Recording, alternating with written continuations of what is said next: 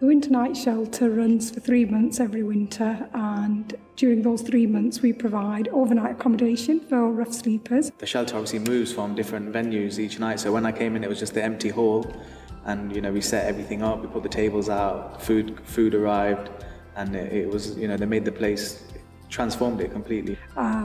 It's all run by volunteers. I think it's a real testament to the City of Leicester that this big bunch of volunteers could get together and make that happen and do it so well. It was so well organised as well.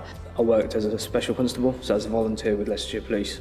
I had to leave that because of my job, and then when I came to learn about One Roof, this is about giving back to the community and helping the people that I would have normally have potentially arrested and had dealings with in another life. I'm now seeing the caring side of it and got to know the residents. Had a meal with them. It was quite spicy, so for some of them it was, oh, I'm not used to this. But just listening to their stories, really quite eye-opening.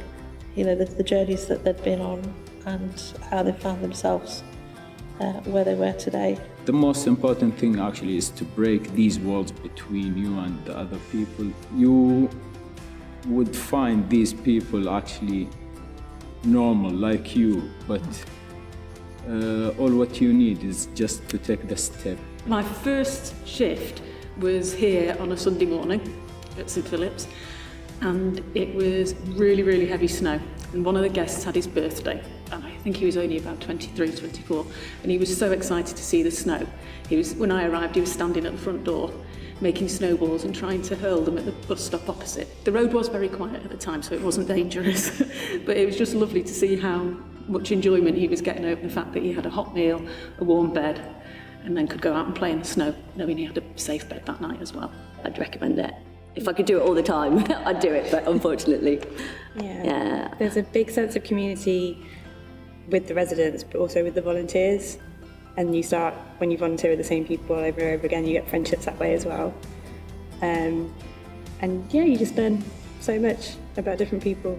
And cultures. Yeah, and food. Yeah.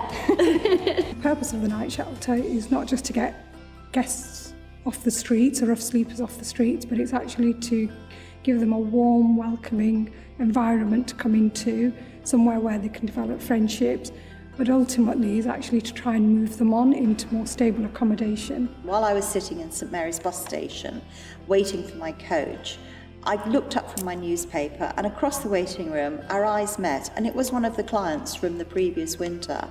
And he was so transformed. He was in a suit, he'd got suitcases, he looked much more healthy, and I thought, if I've played one small piece in that boy's transformation to what now was a man who was in charge of his own life and his destiny, then thank you God, I've made a difference.